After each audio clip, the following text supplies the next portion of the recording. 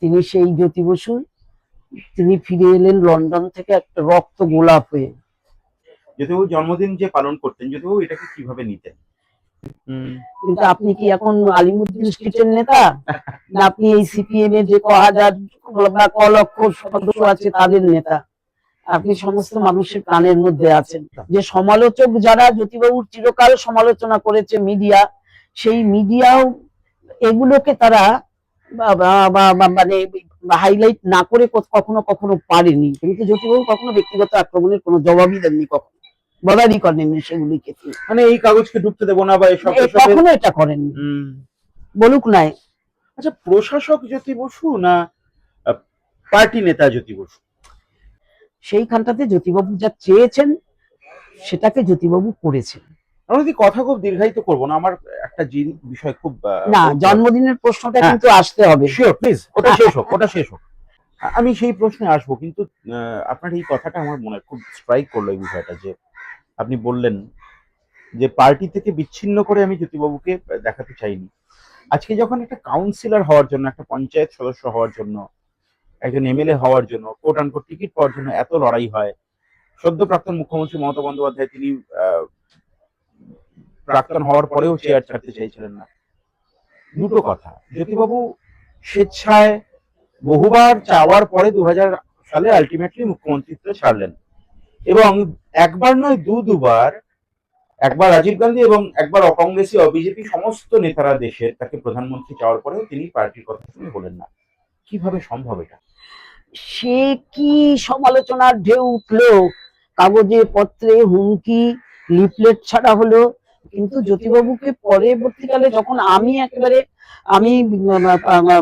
পাশের টেবিলে বসে খাওয়াবার সুযোগ পেয়েছি, সেই সময় আমি দেখেছি জ্যোতিবাবু ভীষণ স্বল্পাহারী, যথেষ্ট মানে সুভাষকে যে উনি খালি ভালোবাসতেন, স্নেহ করতে তার না, তো যথেষ্ট বকাবকিও করতেন। সে বকাবকি সুভাষের খাওয়া নিয়ে, সুভাষ কেন এত খায় তা নিয়েও যেমন করতেন, সুভাষের বিভিন্ন কাজকর্ম সেগুলো পছন্দ না হলে সেগুলো নিয়েও তিনি বলতেন। আবার সুভাষ তার পাল্টা আমি দেখেছি যে অদ্ভুত ভাবে যুক্তি দিয়ে জ্যোতিবাবুকে বোঝাবার জন্য, যে সাহস পেতাম না আমরা যে লোকে জ্যোতিবাবুর সাথে কথা বলতে, সেই জ্যোতি বসুকে যুক্তি দিয়ে বোঝাবার ক্ষেত্রে এতটুকু ওকে কখনো মনে হয়নি যে ও ভয় পাচ্ছে বা ওর মনে হচ্ছে যে এটা বোধহয় ঠিক হচ্ছে না। যে বিজেপিকে তিনি প্রথম বলেছিলেন বর্বর, তো জ্যোতিবাবু যা দিয়ে গেছেন তার বেশি কেউ কিছু দিতে পারেনি, সেগুলোকে ভেঙেছে, সেগুলো থেকে মানুষকে বঞ্চিত করেছে।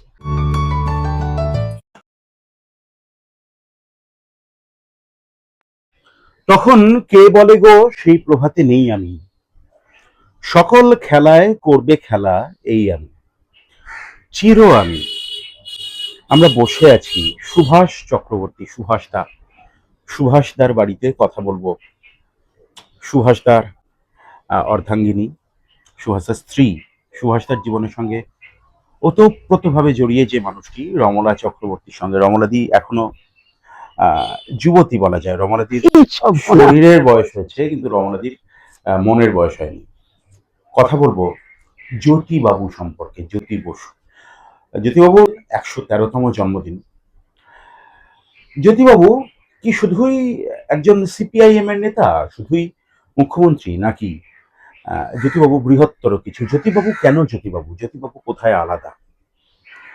যে মানুষটি লন্ডনে সেই সময় ব্যারিস্টারি পড়ার পরে সুখে স্বাচ্ছন্দ্যের একদম সর্বোচ্চ সীমায়, স্বাচ্ছন্দ্যের সর্বোচ্চ সীমায় গোটা জীবনটা অতিবাহিত করতে পারতেন, অন্তত সেটাই দস্তুর, সেই মানুষটা কেন রেল শ্রমিকদের মধ্যে সংগঠন গড়ে তোলে 1952 সাল থেকে পশ্চিমবঙ্গের আইনসভার সদস্য 2010 সাল অব্দি, একদম জীবনের প্রায় শেষ দিন পর্যন্তই বলা যায়, রোগশয্যার আগে পর্যন্ত দীর্ঘ 7 দশকের যার রাজনৈতিক জীবন, Ben ব্র্যাডলে, Harry polit, Rajani Palme Dutta প্রমুখ যার রাজনৈতিক দীক্ষাগুরু, এহেন জ্যোতিবাবু। জ্যোতিবাবু কেন জ্যোতিবাবু? জ্যোতিবাবুকে নিয়ে আলোচনা করার মতো জীবিত মানুষদের মধ্যে রমলাদি আমার মনে হয় রমলাদির থেকে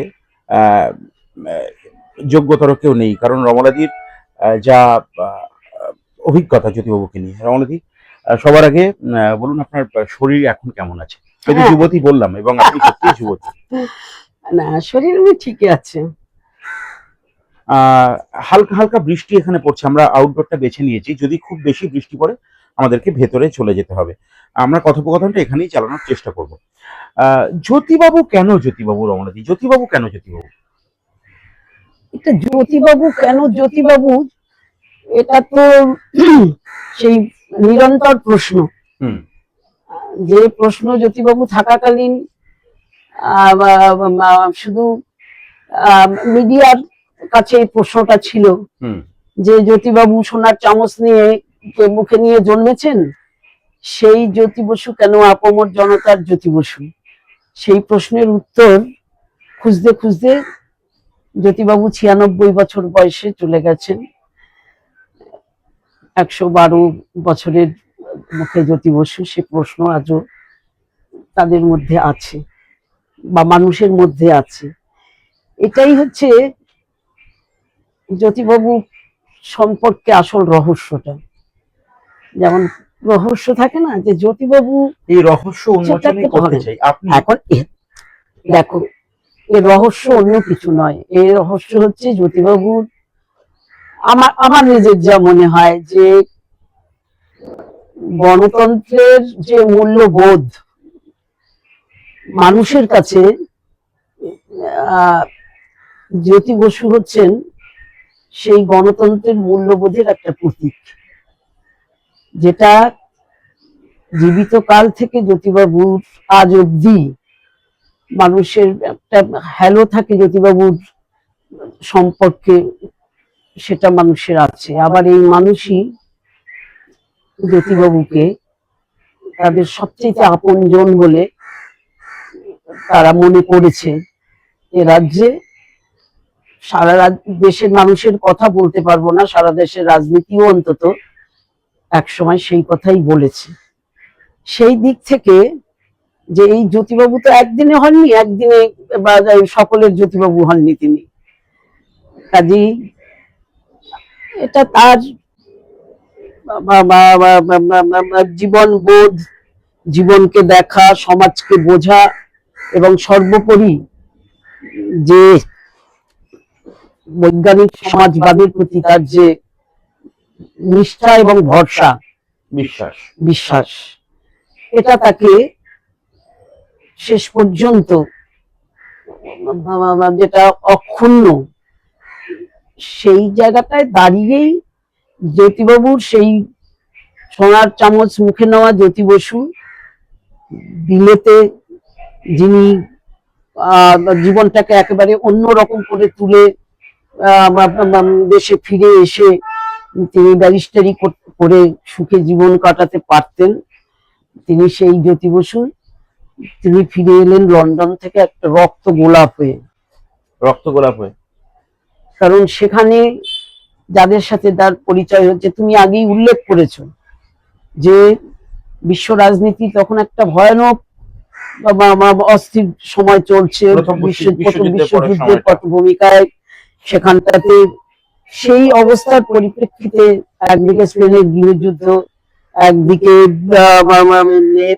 সমস্ত মিলিয়ে যে বিশ্ব ঔপনিবেশিক ভারতের স্বাধীনতা যুদ্ধের এক পর্যায়ে, সেই সব সময়টাতে জ্যোতি বসু ফিরে এলেন নতুন দৃষ্টিভঙ্গি, ভাবনা, নতুন চিন্তা নিয়ে। আমার অবাক লাগে যে সময়টা ইন্দিরা গান্ধী, ফিরোজ গান্ধী লন্ডনের ছাত্র, তারা লন্ডন মজলিসের যখন তারাও সদস্য, সেই সময় জ্যোতি বসু লন্ডন মজলিসের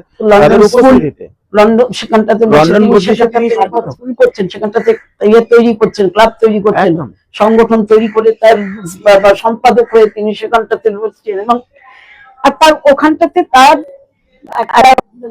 নতুন যে বোধোদয়, নতুন কিছু জানা, এই জানাটাই তাকে তার জীবনের মুখটাকে, জীবনের অভিমুখটাকে ঘুরিয়ে দিয়েছে। তাই বোম্বেতে যখন তিনি নামলেন, সে একটা অন্য মানুষ, অন্য দৃষ্টিভঙ্গি নিয়ে তিনি ফিরলেন, একদম এলেন। এবং একটা তো জানি সকলের ট্রেড ইউনিয়ন আন্দোলনের একেবারে নিচের থেকে শুরু করলেন, রেলের কাজ করতে আসানসোল চলে গেলেন, সেখানে ট্রেড ইউনিয়ন শ্রমিকদের মধ্যে সেখানটাতে নিজের হাতে রুটি বেলেছেন,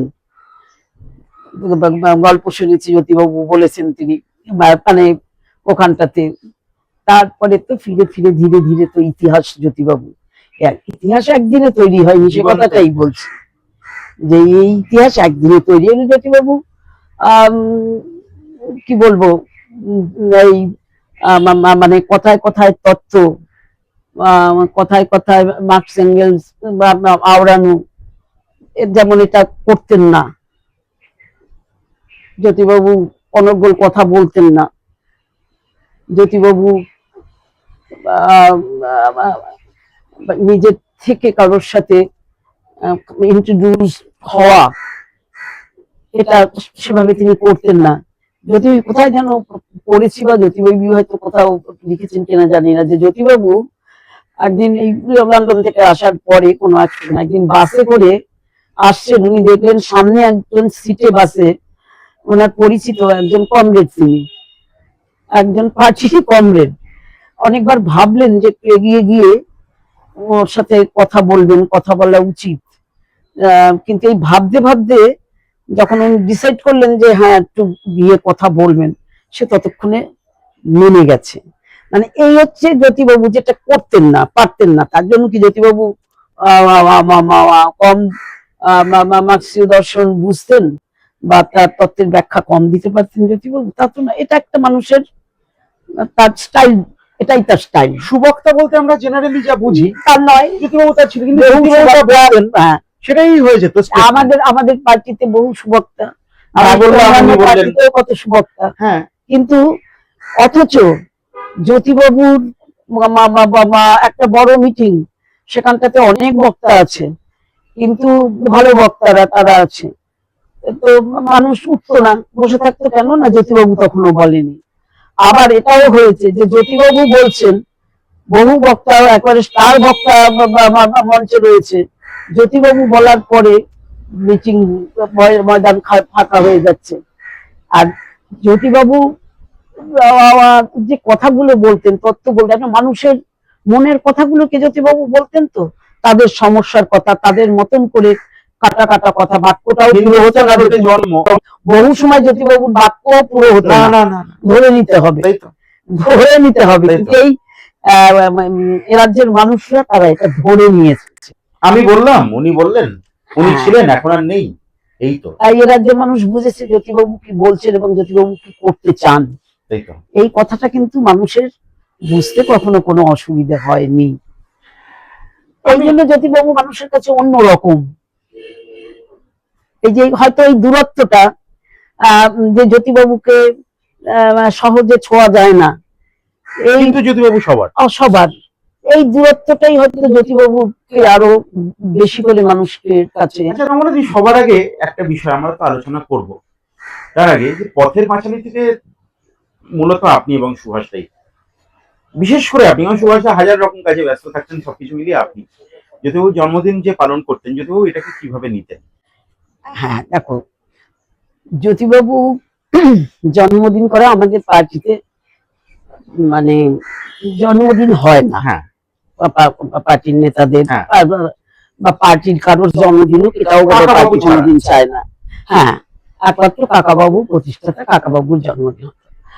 এখন জ্যোতিবাবু যে জায়গাটায় পৌঁছেছিলেন, সেই জায়গাটায় জ্যোতিবাবু শুধু কমিউনিস্ট পার্টি মার্ক্সবাদী নেতা ছিলেন তা তো নয়, জনতার নেতা ছিলেন জ্যোতিবাবুর। যে জ্যোতিবাবু এক সময় পার্টির সম্পাদক ছিলেন, অনেকেই ভাবে জ্যোতিবাবু বুঝি চিরকালই মুখ্যমন্ত্রী। তো জ্যোতিবাবু যে এই সংগঠনটাকে কঠিনভাবে ধরে রেখেছিলেন, জ্যোতিবাবু যে পার্টি ভাগ হয় যখন, তার 32 জন সদস্য যারা বেরিয়ে এসেছিলেন, তার ভিতরে অন্যতম জ্যোতিবাবু, যে এই পার্টি গড়ার একজন কারিগর, জ্যোতিবাবু যে নবরত্ন একজন, এটা অনেকে ভাবে না। অনেকে জ্যোতিবাবুকে তো তারা চিফ মিনিস্টার, জ্যোতিবাবু মুখ্যমন্ত্রী, জননেতা, এটাকেই তারা তার পার্টি সংগঠন। এবং যত বড় আন্দোলন, যত যা কিছু, তার মানে নেতৃত্বে তো জ্যোতি বসু। খাদ্য আন্দোলন, সে খাদ্য আন্দোলন হোক, শ্রমিকদের জন্য আন্দোলন, সে আন্দোলন হোক, ধর্ম নিরপেক্ষতার জন্য আন্দোলন হোক, বা যুক্তরাষ্ট্র কাঠামোকে শক্তিশালী করার আন্দোলন হোক, কংগ্রেসকে হটিয়ে বামফ্রন্ট সরকার প্রতিষ্ঠা হোক, এই যে কোনো আন্দোলনের আন্দোলনের সামনের সারিতে জ্যোতি বসু। মানে রাজ্যের গণতান্ত্রিক আন্দোলন গুলো এটা বলার কোনো অপেক্ষা রাখে না, সকলের মানে জানেন সে কথা। তো সেই রকম জায়গা থেকে এই যে জ্যোতিবাবুর উঠে আসা, তরুণ জ্যোতিবাবু ধীরে ধীরে ধীরে ধীরে, তা সেই জায়গাটাতে এসে তো জ্যোতি বসু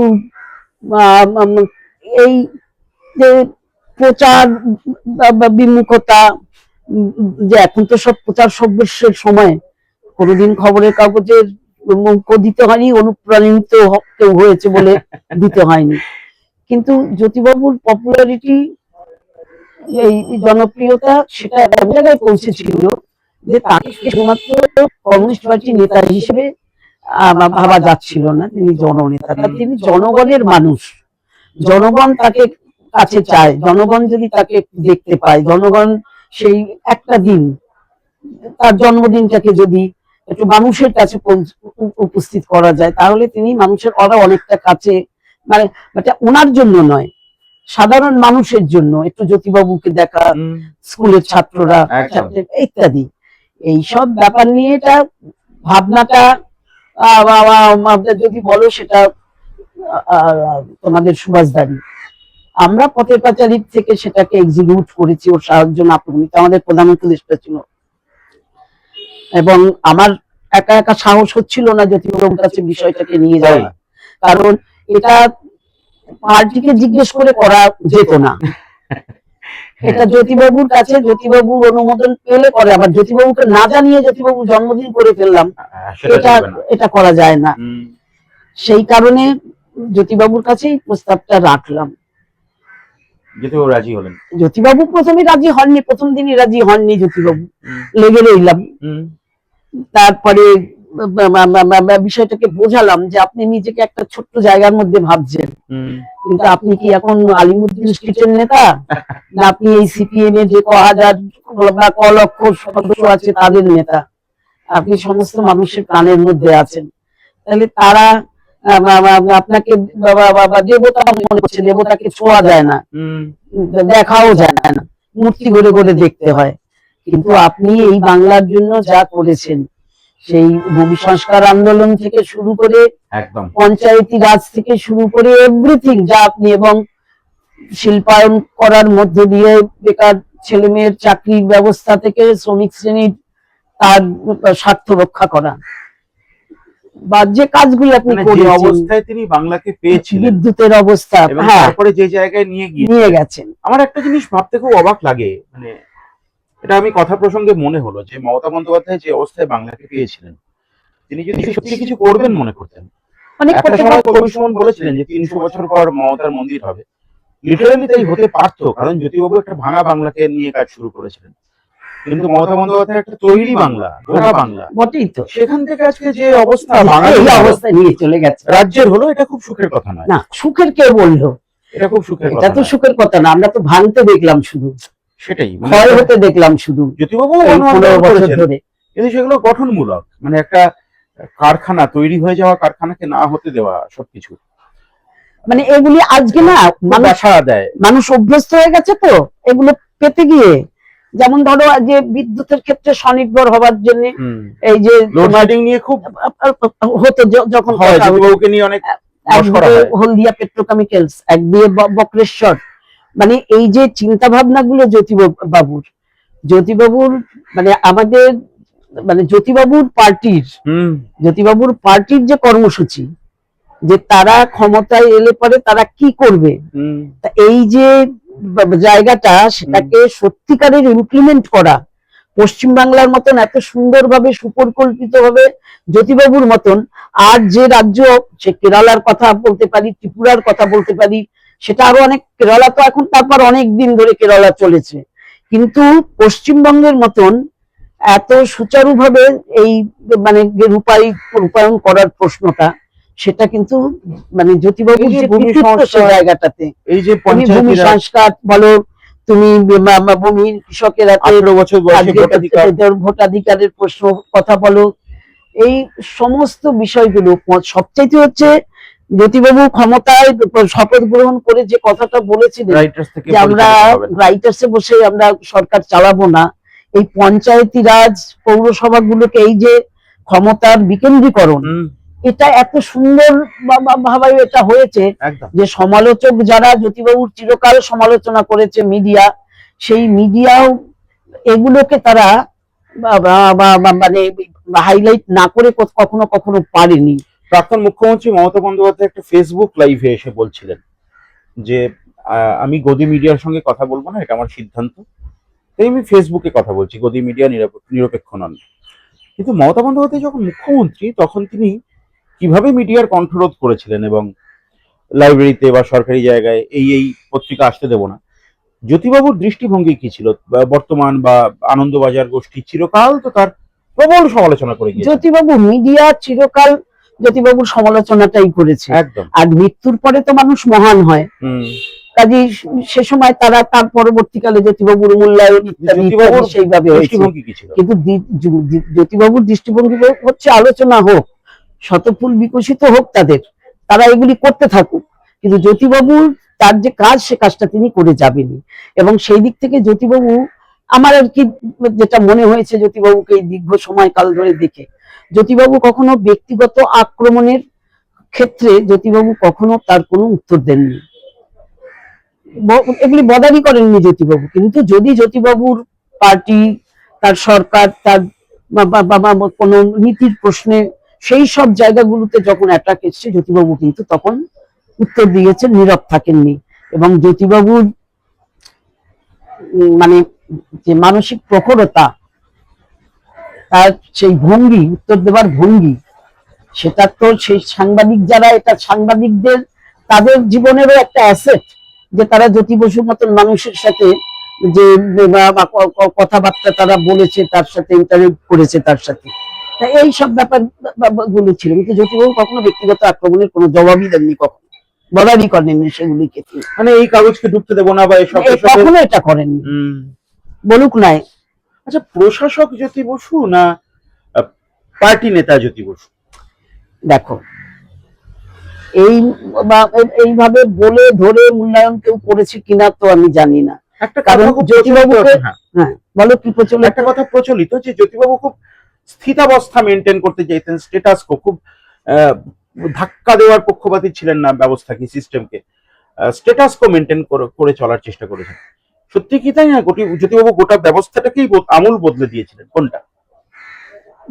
দেখো, এই যে পরিবর্তনের প্রশ্ন, বদলাবার প্রশ্ন, সেই প্রশ্নটা নিয়ে তো এগিয়েছেন, কিন্তু জ্যোতিবাবুও জানতেন, সকলেই জানতেন যে এই সমাজের রন্ধ্রে রন্ধ্রে যা আমাদের সামাজিক ব্যবস্থাটা হয়ে আছে, তাকে একদিনে তাকে পরিবর্তন করা যায় না।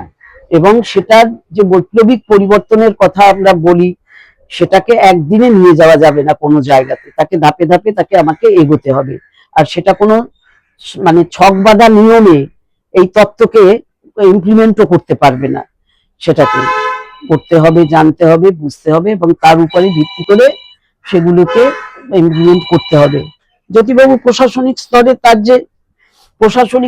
তার যে পরিবর্তনগুলো তিনি করতে চেয়েছেন, প্রশাসনিক স্তরের যে একটা তার আগের কংগ্রেসি জামানা বা যুক্তফ্রন্ট যে জামানা, এই সমস্ত যুক্তফ্রন্ট জামানাতে যা শুরু করেছিলেন, কিন্তু সে সময়ের কথা তো জানো যে সেই নানান যেভাবে চলতে হয়েছে, সেই সময়কালে সেটাকে সম্ভব ছিল না।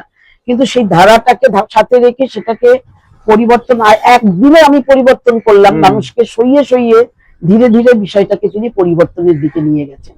আর পার্টির ক্ষেত্রে জ্যোতিবাবু যখন সম্পাদক ছিলেন বা পার্টিকে এই জাতীয় স্তরে পার্টির তার যে আদর্শগত ভাবে যেখানটাতে ভাগ হয়ে গেল যেভাবে করে, এবং সেইখান থেকে আলাদা পার্টি তৈরি করার প্রশ্নে যে জ্যোতিবাবুর ভূমিকা, সেই ভূমিকা, সেটা কি স্থিতাবস্থা?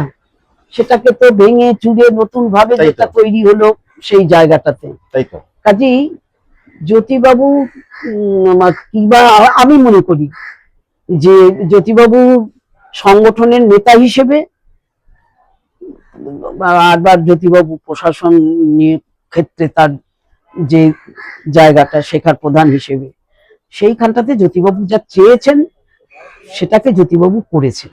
আমরা যদি কথা খুব দীর্ঘায়িত করবো না, আমার একটা বিষয় খুব না, জন্মদিনের প্রশ্নটা কিন্তু আসতে হবে। শিওর, প্লিজ, ওটা শেষ হোক, ওটা শেষ হোক। সেটাই হচ্ছে এই, কারণ ওটা ছিল একটা কি বলবো, একটা চ্যালেঞ্জ বলতে পারো জ্যোতিবাবুর জন্মদিন করাটা।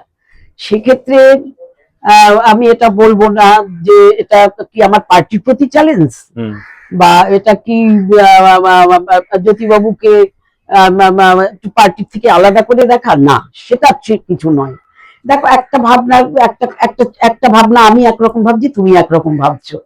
আমার মনে হয়েছে যে, বা তোমাদের সুভাষদা যখন এটা ভেবেছে যে এটাও আমাদের একটা ঐতিহাসিক দায়িত্ব, এবং সেটাকে শেষ অব্দি জ্যোতিবাবু বোঝাবার পরে জ্যোতিবাবু শেষ পর্যন্ত রাজি হয়েছেন। এবং জ্যোতিবাবু রাজি হয়েছেন শুধু না, পরবর্তীকালে জ্যোতিবাবু এটাকে খুব এনজয় করতেন। এবং এই দিনটা, শিশুদের সান্নিধ্য, এই দিনটা ইন্দিরা ভবনের দরজাটা খোলা থাকতো সকাল থেকে, সমস্ত স্কুল কলেজ থেকে শ্রমজীবী মানুষরা, ধীরে ধীরে যেটা হলো যে আশেপাশের সমস্ত আমাদের পার্টির কমিটিগুলো, তারপরে সাধারণ মানুষ, এরা সব আসতে শুরু করলো। হাজার হাজার মানুষ আসতে শুরু করলো সেদিন সকাল থেকে ওখানে। মানে বেশিরভাগই জুলাই মাসে বৃষ্টি থাকতো, আমাদের সেই ব্যবস্থা করতে হতো ইন্দিরা ভবনের মধ্যে। ইন্দিরা ভবনে ফুল ফুল ফুল শুধু জ্যোতিবাবুর জন্য। এবং তারপরে দেখা গেল যে কেউই এর থেকে দূরে সরে থাকতে চাইলো না। জ্যোতিবাবুর একটা জন্মদিন হচ্ছে ওখানে, জ্যোতিবাবু সেখানটাতে যেমন অন্যান্য পার্টির লিডার্সরা তারা সব আসতে থাকলো, বা সোমনাথ চট্টোপাধ্যায়, তখনও সোমনাথ চট্টোপাধ্যায় ব্রাত্য না, সোমনাথ চট্টোপাধ্যায় থেকে শুরু করে এক এক করে সবাই আসতে শুরু করছে। পরবর্তীকালে এখানে সকলেই এসেছে জ্যোতিবাবুকে জন্মদিনের শুভেচ্ছা জানাতে। অনিল বিশ্বাসও এসছেন, বিনয় কুমারও এসছেন, সকলেই এসছেন পরবর্তীকালে এখানটাতে। এবং এটা ওই সময় হয়তো কোশ্চেন হয়েছিল, আমার পর্যন্ত এসে পৌঁছয়নি। আচ্ছা, যেখানে লড়াই সেখানে লড়াই হয়েছে হয়তো, কিন্তু জ্যোতিবাবু এ ব্যাপারে আমি জানতাম যে মানে এটাতে জ্যোতিবাবু ধাক্কাটাকে সামলাবেন, এটা জানতাম। এবং শেষ পর্যন্ত যেটা হয়ে গেল, যেটা একটা উৎসব, উৎসব। আমি যখন কাকাবাবু জীবিত, তার শেষ দুটো তিনটে জন্মদিনে আমি তার রান্নাঘরের, মানে জনগণকে আপ্যায়িত করার যে পার্টির সেই সময় সিস্টেম, সেই সিস্টেমটার মধ্যে আমি একজন আর সুকান্ত এর কাছে থাকতেন, যিনি আমাদের এই বেলেঘাটা, ওর নামটা কি ভুলে গেলাম না তো, সুকান্ত নয়, ও এর কাছে, কাকাবাবুর কাছে থাকতেন। তা ও আর আমি তখন, আর পার্টির আমাদের হোল টাইমার হিসেবে যখন অফিসের সাথে যুক্ত যারা, সবাই মিলে যা ছিল তাই দিয়ে আপ্যায়িত করা হতো। অনেকে, অনেক কমরেডরা, তারা বহু মানুষ মিষ্টি টিষ্টি নিয়ে আসতো সেইগুলো। তা আমার মনে পড়তো তখন এই জ্যোতিবাবুর এই জন্মদিনগুলোতে যে কিলো আসতো, কত কেক এসে হাজির হতো, কত কিছু।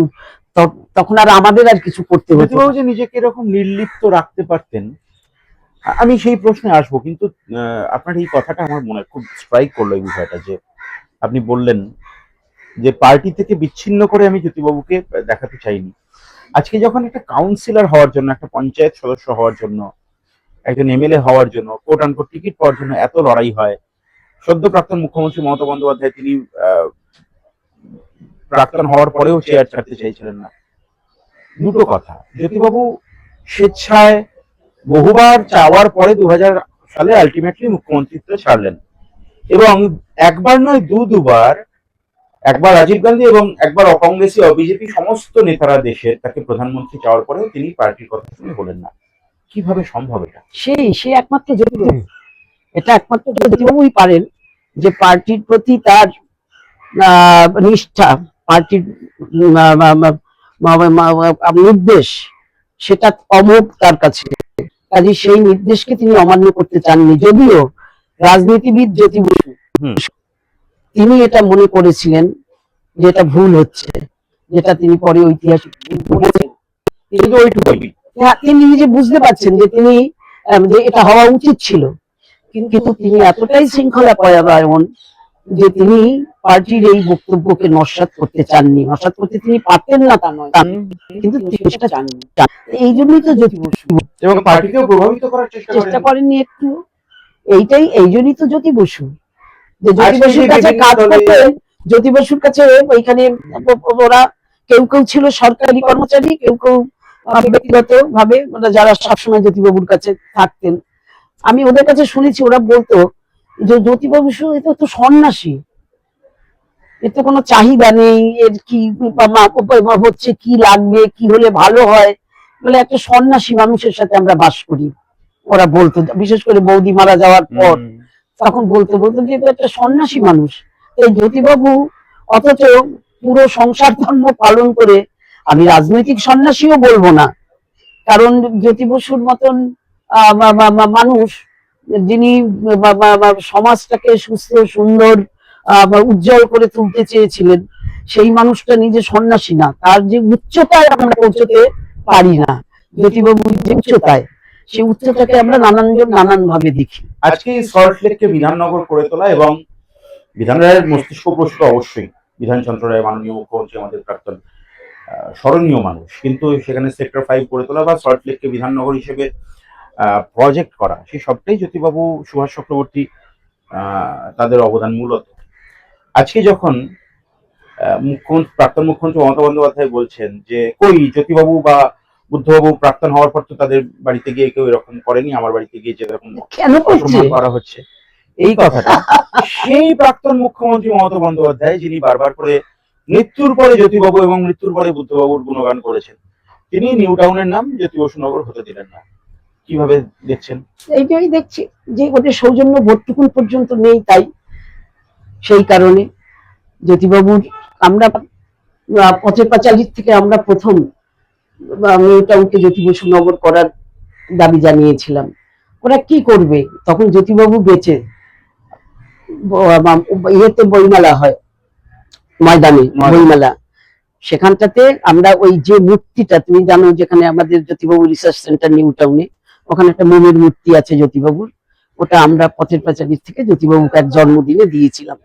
তা আমরা ঠিক করলাম যে আমাদের প্যাভিলিয়ন হতো বইমেলাতে, খুব বড় প্যাভিলিয়ন হতো পথের পাঁচালী। আমরা ঠিক করলাম যে আমাদের যে শিল্পী, উনি রবীন্দ্রনাথ, নেতাজি, তারপরে বিদ্যাসাগর, জ্যোতিবাবু, অনেক মূর্তি, 18টা মূর্তি করিয়েছিলাম আমরা। তা সেই মূর্তির আমরা ঠিক করলাম যে আমরা বইমেলাতে আমাদের প্যাভিলিয়ন এটা এক্সিবিট করব। সে কি সমালোচনার ঢেউ উঠলো, কাগজে পত্রে হুমকি, লিফলেট ছাড়া হলো যে মনীষীদের সাথে জ্যোতিবাবুর মূর্তি কেন, সুভাষচন্দ্র, বিদ্যাসাগর, রবীন্দ্রনাথ, তার পাশে জ্যোতি বসুর মূর্তি কেন, এই নিয়ে। এবং এরা বললো এটা করতে দেবে না, তৃণমূল এবং এসইসি। সাংঘাতিক একটা অবস্থা। আর আমরা একবার বলে ফেলেছি, তখন এটা ব্যাক করতে পারিও না। আমরা একটু পার্টির কাছে বকুনি খেলাম, এরকম একটা সিদ্ধান্ত করে ফেলেছি বলে। কিন্তু যাই হোক, শেষ পর্যন্ত তো কি যেন বলে, সুভাষ চক্রবর্তী তো আছেই,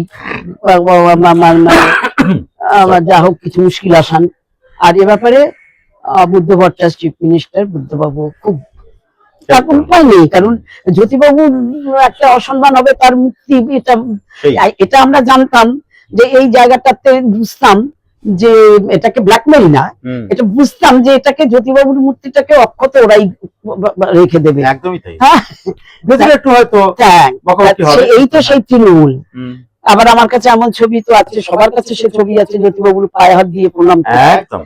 কিন্তু এই জ্যোতি বসু নগর, এটাকে আমরা ভাবছি যে আমরা এই নতুন সরকারের কাছে, তাদের কাছে আমরা এই দাবিটা আবার জানাবো যে নিউ টাউনের নাম জ্যোতি বসু নগর রাখা হোক।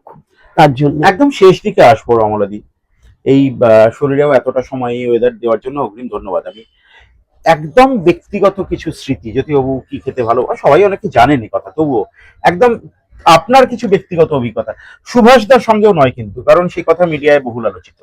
আমি রমনা চক্রবর্তীর সঙ্গে জ্যোতিবাবুর কিছু স্মৃতি, জ্যোতিবাবু আপনার হাতে রান্না খেতে ভালোবাসতেন, এই সমস্ত গল্প একটু শুনতে চাই। ভালোবাসতেন কিনা আমি জানি না। হুম, আমি তো আমার আমার একটা ব্যাপার ছিল, যে সেটা হচ্ছে যে ছোটবেলা মানে 62 62 61 সালে আমি আলিমুদ্দিনে তখনও ঢুকিনি। হুম, 62 63 সাল থেকে জ্যোতিবাবুকে দেখি দূরের থেকে। হ্যাঁ, তারপরে যখন মানে হয়তো সিঁড়ি বেয়ে, আমাদের তখন পুরনো আলিমুদ্দিন স্ট্রিট, হ্যাঁ, সিঁড়ি বয়ে উঠছি বা জ্যোতিবাবু নামছেন, এরকম একটা হতো। তখন একটা অদ্ভুত একটা অনুভূতি হতো, কিন্তু তখনও জ্যোতিবাবুর সাথে বা উনি সেই যে সখ্য ডেকে তৈরি একটা হয়। কথা বলা, জ্যোতিবাবু উঠে যাচ্ছেন, কোন দিকে কি হচ্ছে জ্যোতিবাবু কিচ্ছু দেখছেন না, উঠে যাচ্ছেন।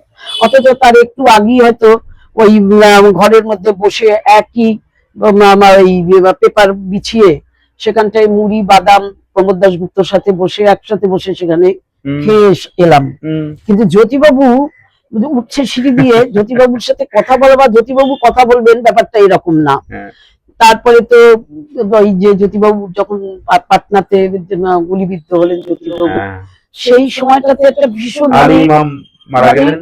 মানে যে কি একটা অনুভূতি হয়েছিল সেই সময়টাতে। হুম, তখন বুঝেছি যে জ্যোতিবাবুকে কতটা ভালোবাসি, শ্রদ্ধা করি, কতটা মানে ভয়ানক প্রয়োজনীয় বলে মনে করি আমাদের পার্টির জন্য, আমাদের যে জ্যোতিবাবু নেই এটা ভাবা যায় না যেন।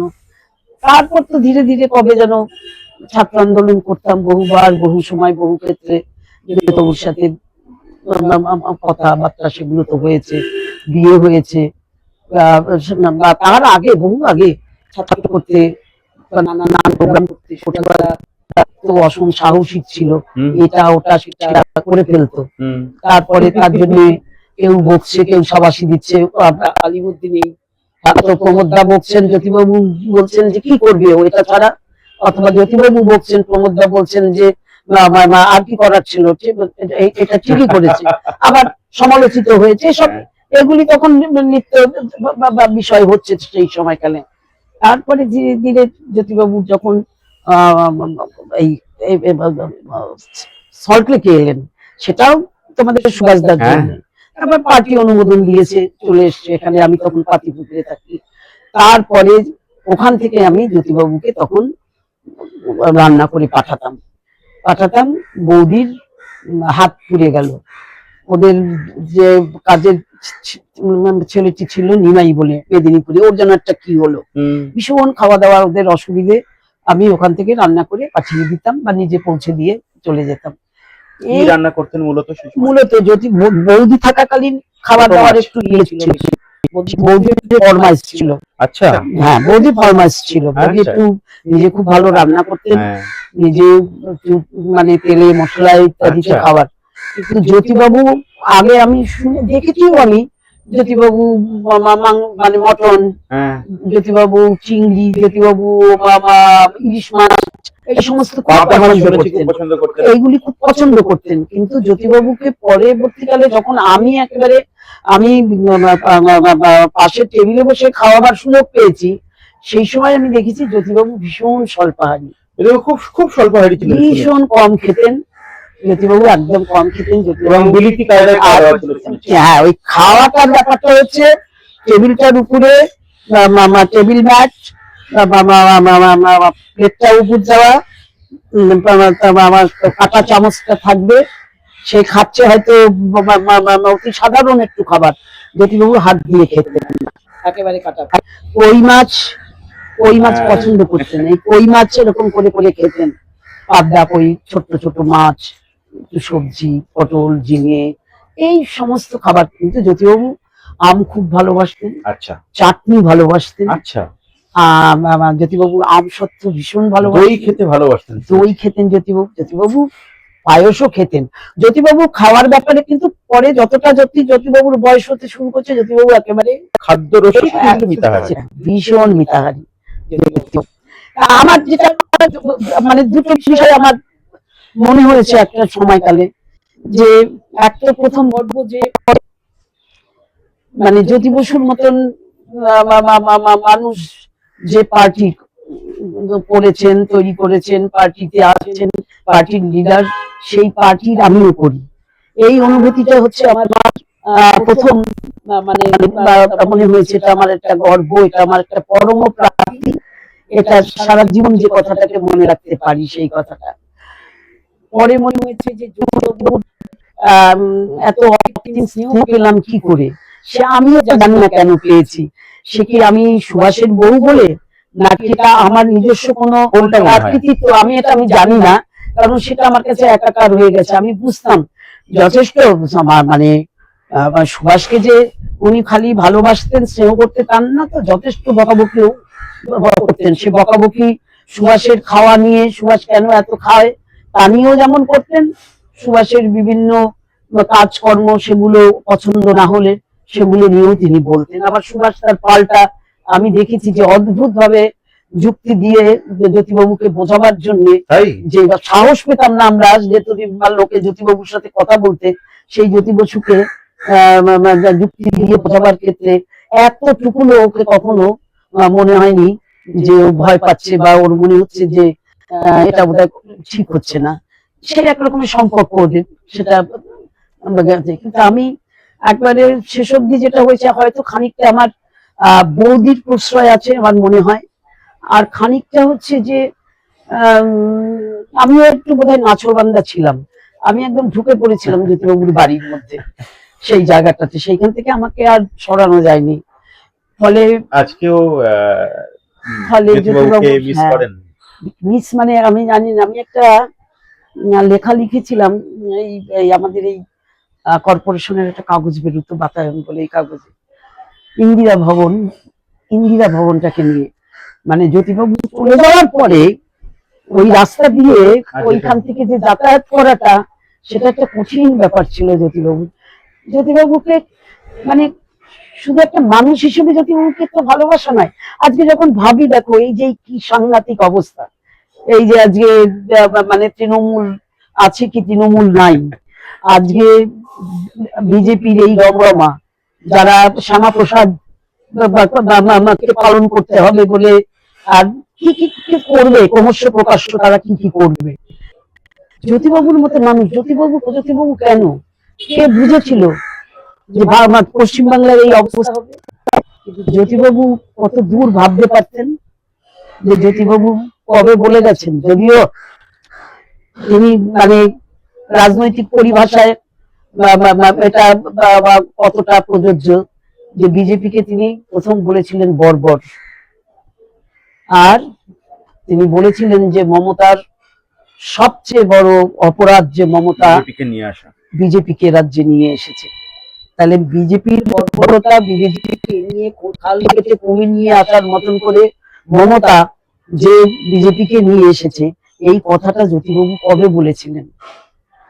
কাজী জ্যোতিবাবু কেন জ্যোতিবাবু, এই প্রশ্নের উত্তর জ্যোতিবাবুর সুদীর্ঘ জীবন, তার কর্মকাণ্ড, তার চিন্তা ভাবনা, এবং এ রাজ্যের মানুষের শুধু নয়, সমগ্র তরুণ সমাজের মানে সাহসের প্রতীক, অসাধ্য সাধন করার মানসিকতা। মানে বয়স বেড়েছে জ্যোতিবাবুর, কিন্তু জ্যোতিবাবুর শারীরিক সক্ষমতা এবং জ্যোতিবাবুর মানে মানসিক সক্রিয়তা, এটা যে কোনো তরুণকে, যে কোনো যুবককে মানে থেকে বেশি। কাজেই জ্যোতিবাবুকে যখন মৃত্যুর পর, চলে যাওয়ার পর তার মূল্যায়ন তো হবে, জ্যোতিবাবুকে মূল্যায়ন করতে গিয়ে হিমশিম খেয়ে যাবে যারা মূল্যায়ন করতে যাবে তারা। জ্যোতিবাবুকে দেখো, রাজনীতির প্রশ্নে যেখানে লড়াই, সেখানটাতে কে কাকে কি বললো সেটা বড় কথা নয়, কিন্তু সমগ্র ভারতবর্ষ এই জ্যোতি বসুকে, রাজনীতির মানুষরা জ্যোতিবাবুকে শ্রদ্ধা করেছে, সম্মান করেছে। এইটাই জ্যোতিবাবুর যে বিজয় মুকুট, তার একটা বড় পালক আমি মনে করি সেখানটাতে। এটা শুধুমাত্র তাকে প্রধানমন্ত্রী হতে বলেছে বলে নয়, এই যে যুক্তরাষ্ট্রীয় কাঠামোটা যা শুরু হয়েছিল এ রাজ্যে নানান দলকে নিয়ে বামফ্রন্ট তৈরি করা, তারপরে তিনি সর্বভারতীয় ক্ষেত্রে কংগ্রেস এবং বিজেপির যে বিকল্প, এই ভাবনাটা কারা কে ভেবেছে? এটা এটা জ্যোতিবাবু ভেবেছে। এবং মানে তার বিরোধী ক্ষমতায় থাকা মানুষরা বিভিন্ন বিপদে আপদে যে কোনো সমস্যায় জ্যোতিবাবুর কাছে, তার কাছ থেকে সমাধান চেয়েছে, বুদ্ধি চেয়েছে, পরামর্শ চেয়েছে। সে মনমোহন সিং থেকে শুরু করে ইন্দিরা গান্ধী থেকে প্রত্যেকে জ্যোতিবাবুর কাছে। কাজেই জ্যোতিবাবুকে যেভাবে যে ব্যাখ্যা করুক না কেন, যারা বিরোধিতা করে, এখন তো ফেসবুক, আমি খুব একটা ফেসবুক করি না, হয়তো কোনো কোনো ক্ষেত্রে এতে জ্যোতিবাবু সম্পর্কে একটা কোনো কথা কেউ বলেছে, তার রিমার্কস গুলো দেখার চেষ্টা করি। আর তাতে দুই একটা এমন রিমার্কস দেখি, এমন একটা দেখি অর্বাচীনদের, এরা অর্বাচীন, মনে হয় জ্যোতিবাবু যা বলেছিলেন ঠিকই বলেছেন, এরা অর্বাচীন। এবার এরা এরা কাউকেই জানে না, এরা কাউকে বোঝার চেষ্টা করে না। একটা মানুষ, তুমি তুমি রাজনীতি করো বলে তোমাকে একদেশদর্শী হতে হলে হবে না। যে উদারতা থাকা প্রয়োজন, যা জ্যোতিবাবুদের ছিল, যে ধৈর্য জ্যোতিবাবুদের ছিল, তা না হলে পরে এই এতগুলো বিরোধী দল, তারা কত বিরোধিতা করেছে, যুক্তরাষ্ট্র দুবার করে ভেঙে চলে গেছে, তারপরও এই দলটাকে একত্র করে রেখে জ্যোতিবাবু, মানে কোন দিকটা দিয়ে আমি বলতে পারবো না যে জ্যোতিবাবুর কোন জায়গাটাকে দিয়ে জ্যোতিবাবুর এই মূল্যায়ন হবে, যে কি না করে গেছেন তিনি। মানুষ আজীবন, এই সমাজ যতদিন থাকবে, এই সমাজ অনেক কিছু ভুলে যাবে, বলাবার চেষ্টা করা হবে, কিন্তু জ্যোতিবাবু আমার মানে কি বলবো, গ্রাম্য জীবনকে যেভাবে পাল্টে দিয়ে গেছেন, মানুষের মনের মধ্যে যে চাহিদা তৈরি করে দিয়ে গেছেন, যা পেয়েছে মানুষ তো অল্পে খুশি হয় না, কিছুই ছিল না তার, সে যখন পেল, সেটা পাওয়ার পর তার মনে হলো আমি আরো চাই। জ্যোতিবাবু যখন দিতে পারলেন না, তখন মনে হলো যে এদের রেখে আর কি হবে, দেখি নতুন কেউ আসুক, নতুন কিছু দেখ। কিন্তু জ্যোতিবাবু যা দিয়ে গেছেন তার বেশি কেউ কিছু দিতে পারেনি, সেগুলোকে ভেঙেছে, সেগুলো থেকে মানুষকে বঞ্চিত করেছে, মানে রাজ্যের সম্পদ থেকে বঞ্চিত করেছে, মানুষের অধিকার থেকে, মানুষের যা অধিকার সেগুলো চুরি করছে। যে মর্যাদা পেয়েছে মানুষ, সে মর্যাদা কোনোদিন ভুলবে? আজকে মেয়েরা, আমি কোন দিকটা বলবো তোমাকে, অনেক কিছু বলা হলো না, জ্যোতিবাবুকে এত অল্প সময় বলা যায় না, সত্যি কথা। যে মেয়েদের যে মর্যাদা দিয়েছে, যে গুরুত্ব দিয়েছে, তাকে স্বনির্ভর করার যে চেষ্টা জ্যোতিবাবু করেছে, সে 1/3 আসনই দিক আর যা করার চেষ্টা করুক না কেন, মেয়েদের সম্পর্কে মনোভাবটা কি পাল্টেছে? আজকে পশ্চিমবাংলার যদি নবরূপকার হয় বামফ্রন্ট সরকার, আর সেই রূপকারের কর্ণধার তো জ্যোতি বসু, এটাকে বোধ হয় বলবো কেন, এটা নিশ্চিত।